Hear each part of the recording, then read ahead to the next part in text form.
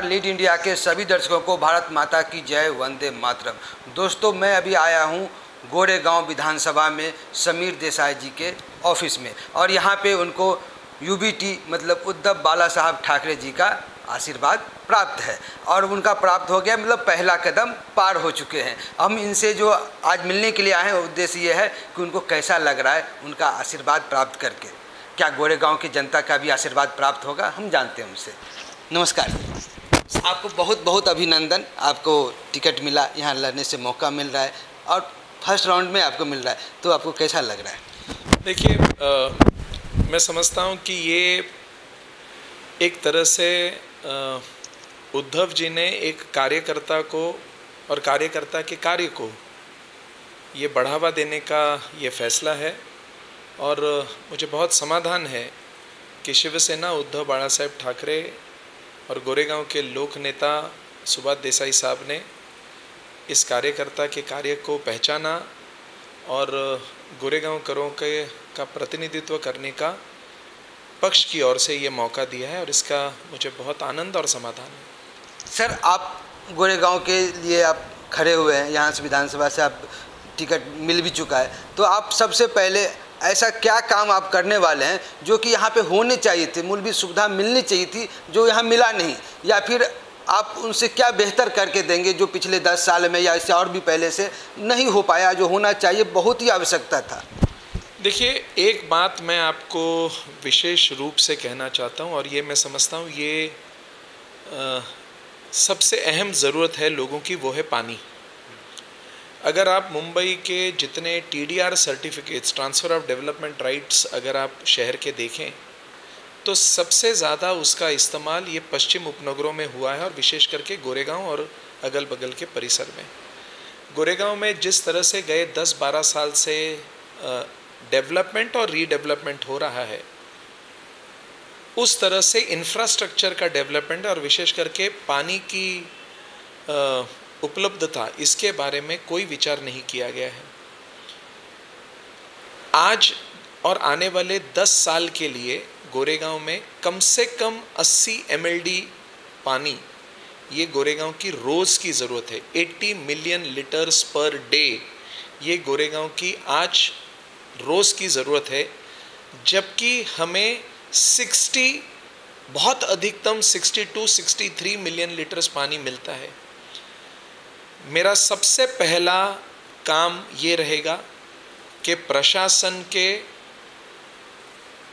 हर दरबार में जाकर, हर कुर्सी पर जाकर, उस कुर्सी को हिलाकर सबसे पहले मेरे गोरेगांव वासियों के लिए, आज के लिए और आने वाले 10 साल के लिए ये सुविधा, ये तकलीफ़ गोरेगांव कर को न हो। पानी जैसी चीज़ ये जो रोज़ की ज़रूरत है, उसके लिए दर दर भटकने की गोरेगांव करों को आवश्यकता न पड़े। पानी के माफियाओं से पानी खरीदने की आवश्यकता न पड़े, इसके लिए सबसे मेरा पहला प्रयास रहेगा।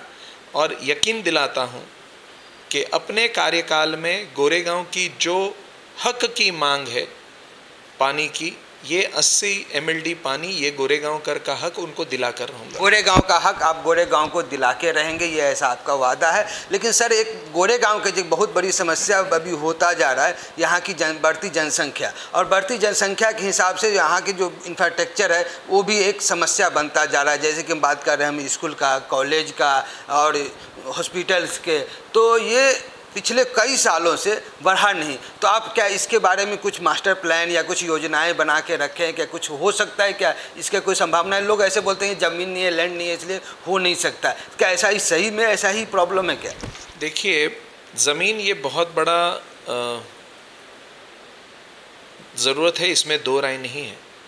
लेकिन जो ज़मीन है, उस ज़मीन पर क्या हो रहा है, इसके बारे में भी सोचने की आवश्यकता है। गोरेगांव में बहुत बड़ी संख्या में गरीब और मध्यम वर्गीय लोग रहते हैं, जो इससे पहले अनेक सालों से गोरेगांव के सिद्धार्थ हॉस्पिटल के ऊपर आरोग्य के लिए वो निर्भर रहते थे। पिछले 5 साल में, 5 साल पहले सिद्धार्थ हॉस्पिटल पुल डाउन किया, और पिछले 5 साल में सिद्धार्थ हॉस्पिटल ये 15% भी इसका डेवलपमेंट इसका कंप्लीट नहीं हुआ है। गोरेगांव ईस्ट में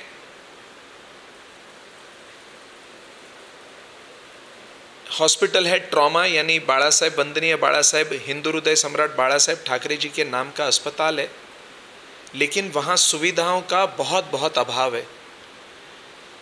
सबसे पहला अग्रक्रम गोरेगांव के इन दोनों हॉस्पिटल को सुसज्ज करके यहाँ पर कूपर, केईएम, नायर, इस कदर के हॉस्पिटल्स में जो सुविधाएं वहाँ पर उपलब्ध है वो सुविधाएं गोरेगांव के इन दोनों हॉस्पिटल में उपलब्ध कराने का हमारा बहुत बड़ा प्रयास रहेगा। गोरेगांव के म्युनिसिपल स्कूल्स हैं जो आज रीडेवलपमेंट की उनको आवश्यकता है, वहाँ पर रीडेवलपमेंट करते हुए और भी अच्छे वहाँ पर यूनिवर्सिटी या और कोई अच्छे बोर्ड के महानगर पालिका के तहत अच्छे स्कूल्स, जिससे गोरेगांव कर के मध्यम वर्गीय और गरीब लोगों के बच्चों को मुफ्त में या कम से कम फीस में क्वालिटी एजुकेशन मिले, ये भी हमारा प्रयास रहेगा और हमारे मैनिफेस्टो में ये बात हमने लिखी हुई है। सर, गोरेगांव में एक अफवाह चल रहा है, हम अफवाह से आपसे स्पष्टीकरण चाहते हैं। जो बीजेपी कार्यकर्ता जो है नाराज चल रहे हैं और वो कहीं ना कहीं आपको सपोर्ट कर रहे हैं, क्या सही है? क्या आपको कहीं तक कुछ खबर मिला क्या? देखिए, मैं समझता हूँ कि गोरेगांव के भारतीय जनता पार्टी के कार्यकर्ता हो, विश्व हिंदू परिषद के हो, बजरंग दल के हो, ये लोग जितने पार्टी के कार्यकर्ता है उतना उनका दायित्व गोरेगांव के लिए भी बहुत अधिक है।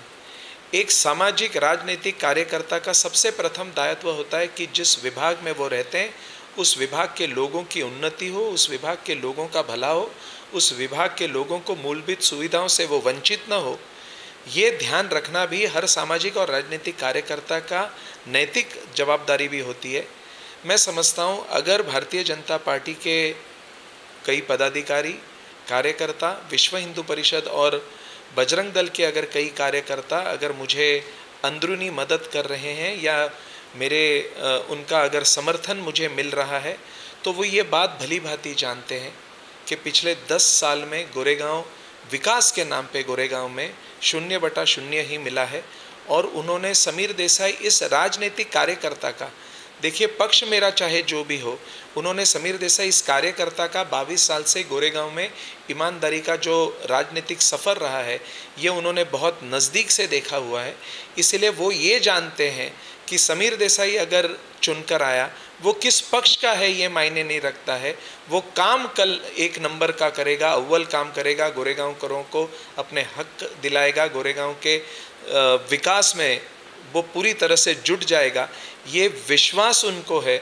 इसलिए मैं समझता हूँ कि वो अपना गोरेगांव के प्रति जो उनका दायित्व है सामाजिक कार्यकर्ता होने की वजह से, वो अपने दायित्व का निर्वाह कर रहे हैं। सर, आप मिलिंद कापड़े जी के बारे में क्या कहेंगे, जो कि यहाँ के ही वो इच्छुक कैंडिडेट हैं वो, लेकिन जो कि अभी तक मिला नहीं है। वो लोग ऐसा बोलते हैं कि वो टीम बी समीर देसाई है, वो समीर देसाई के लिए काम कर रहा है और उनको वोट डैमेज करने के लिए उसको इस तरह से आगे लाया जा रहा है। तो ये सब में भी कुछ है क्या तथ्य, या ऐसे ही अफवाहें, बस अफवाहें हैं, कुछ होना नहीं है? देखिए, अगर ये अफवाहें भारतीय जनता पार्टी के उम्मीदवार या उनके सहयोगी अगर ये अफवाहें उठा रहे हैं कि मिलिंद कापड़े ये समीर देसाई की बी टीम है, तो मुझे बहुत अफसोस से कहना पड़ता है कि उन्होंने अभी तक मिलिंद कापड़े को जाना नहीं है। मिलिंद कापड़े के और मेरे राजनीतिक मतभेद हो सकते हैं, लेकिन मिलिंद कापड़े किसी के बी और सी टीम बनने के लिए चुनाव नहीं लड़ रहे हैं। अगर वो चुनाव लड़ रहे हैं तो वो मेरे राजनीतिक प्रतिद्वंदी हो सकते हैं, लेकिन एक अच्छा कार्यकर्ता के रूप में मिलिंद कापड़े गोरेगांव में काम कर रहे हैं। समीर देसाई को बी टीम और सी टीम करने की आवश्यकता नहीं है। समीर देसाई की पार्टी और समीर देसाई का काम ये ए नंबर पर है, इसीलिए बी और सी टीम की हमें कोई आवश्यकता नहीं है। और मिलिंद कापड़े ये ना इस पूरे इसमें कभी मुझसे किसी बारे में, इस बारे में कोई राय ली है, ना मुझे ऐसा लगता है कि उसने कोई प्रयास भी किया है मेरे तक इस बारे में पहुंचने का। लेकिन आपके माध्यम से मैं मिलिंद कापड़े जी से भी अनुरोध करूंगा कि अगर उनका ध्येय अगर गोरेगांव का विकास है, उनका ध्येय अगर गोरेगांव की उन्नति है, तो मैं समझता हूं कि उन्होंने इस लड़ाई में निर्दलीय चुनाव नहीं लड़ते हुए खुले मंच से समीर देसाई का साथ देना चाहिए, और उसके पश्चात उनको साथ में लेकर ऐसे सभी अच्छे गोरेगांव से चिंतित, गोरेगांव के बारे में चिंतित गोरेगांवकरों को साथ में लेकर गोरेगांव की उन्नति के लिए, गोरेगांव के विकास के लिए, गोरेगांव के लोगों के लिए हम सब मैदान में उतरेंगे। मेरा आपके माध्यम से उन्हें भी यह आह्वान है कि वो ये चुनाव, अगर उनका लक्ष्य अगर साफ है, तो वो लक्ष्य सिद्ध करने के लिए, साध्य करने के लिए उन्होंने खुले मन से समीर देसाई का साथ देना चाहिए, ऐसा मेरा उनको आह्वान है। सर, आप पे एक ये आरोप लग रहा है कि समीर देसाई जी तो कांग्रेस से थे, फिर बीजेपी में आए, फिर शिवसेना में आए, लेकिन उनकी विचारधारा आज भी कांग्रेसी है, और वो जो भी काम करते हैं कांग्रेस हित के लिए करते हैं। वो मुस्लिमीकरण ज़्यादा करते हैं, मुस्लिम को बीच में ज़्यादा जाते हैं, हिंदुओं को सपोर्ट नहीं करते हैं। तो क्या सचमुच आप ऐसे ही हैं, या फिर जो बोल रहे हैं वो गलत है? देखिए, मैं धर्म की नहीं, मैं इंसानियत को मानता हूँ। मेरे यहाँ आया हुआ हर कोई व्यक्ति, इसे मैं उसके धर्म के चश्मे से उसे नहीं देखता हूँ, मैं उसको अपने जैसा एक इंसान समझता हूँ। और इंसान को मदद करना, अगर दूसरा इंसान अगर इंसानियत भूलकर इंसान को मदद नहीं करेंगे, तो मैं समझता हूँ ब्रह्मा से गलती हो गई हमें इंसान बनाकर। तो मेरी राजनीति या मेरा काम इंसानियत के इर्द गिर्द घूमता है, किसी धर्म या किसी देखिए, पार्टी अपने जगह पर अपना एक उसका पार्टी का महत्व होता है, लेकिन अंत में आपके संस्कार, आपकी सोच ये बहुत अधिक होती है। और मेरी सोच, मेरी पार्टी और मेरा सोच और मेरा काम करने का तरीका इंसानियत के इर्द गिर्द घूमता है। आपने मुस्लिम और हिंदू और ये, मैं समझता हूँ कि ये भारत की एक बहुत, हम सब बहुत भाग्यशाली है कि हम भारतवासी करके पैदा हुए हैं। ये गंगा जमुनी तहज़ीब भारत में सदियों से थी और सदियों तक रहेगी। हमारा प्रयास ये रहना चाहिए कि हर कार्यकर्ता का, हर राजनीतिक समाज का कार्यकर्ता का प्रयास ये रहना चाहिए कि हमारे पास आया हुआ व्यक्ति अगर परेशान है, किसी मुसीबत में है, तो उसकी ज़ात पात धर्म न देखते हुए उसका काम हमने करना चाहिए। ये मेरा काम करने का तरीका है। आपने कहा कि मैं केवल, तो मेरी आपसे अनुरोध है मेरा, आप इस विभाग में, जिस विभाग का प्रतिनिधित्व गए 22 साल से कर रहा हूँ, आप इस विभाग के कई मंदिरों में जाइए, कई मंदिरों में आप इस विभाग के कई बुद्ध विहार जाइए, आप उनसे, उन ट्रस्टियों से बात करिए, वो आपको बताएंगे कि इन मंदिरों के जीर्णोद्धार करने के लिए मैं अपने आप को भाग्यशाली समझता हूँ कि मैं इस लायक बना, या मेरे से उस मंदिर के जीर्णोद्धार करने के लिए मुझे परमेश्वर ने वो मौका दिया। हम भगवान का घर बनाने वाले होते कौन है? भगवान हमारा घर बनाता है, लेकिन वो कार्य में मैं छोटा सा अपना योगदान दे सका, इसके लिए मैं अपने आप को भाग्यशाली समझता हूँ। सर, आप पे ये आरोप तो नहीं बोल सकते, लेकिन ये है कि बोलते हैं अगर वो जीत के आए तो हिंदू खतरे में आ जाएगा। हिंदू खतरे में मीन्स आ जाएगा, वो उनकी विचारधारा अलग है। यूबीटी का जो है अपना उद्धव बाला साहब ठाकरे जी का अभी विचार माइंडसेट जो है बदल चुका है, वो कांग्रेसी हो गए हैं और कांग्रेस हित की बातें करते हैं, कांग्रेस के दबाव में काम करते हैं। और आप आएंगे तो वो सिर्फ मस्जिदें बनेंगे और लोगों को इस तरह की चीज़ें होगा। तो क्या आप हिंदू की बातें उठाना अब उनके दबाव में आके, प्रेशर में आके छोड़ देंगे क्या? और या फिर जो अभी तक आपने किया है वही करते रहेंगे? क्या है आपके माइंडसेट जो पब्लिक को मालूम तो पड़े कि आप जीत के आने के बाद करना क्या है? जो धर्म की राजनीति जो करते हैं उन्हें मालूम तो पड़े जो कि किस तरह से आपका आगे का एजेंडा क्या है, विजन क्या है? मेरे आगे का एजेंडा गोरेगांव का विकास है और मेरा काम करने का। खतरे में तो नहीं आएगा?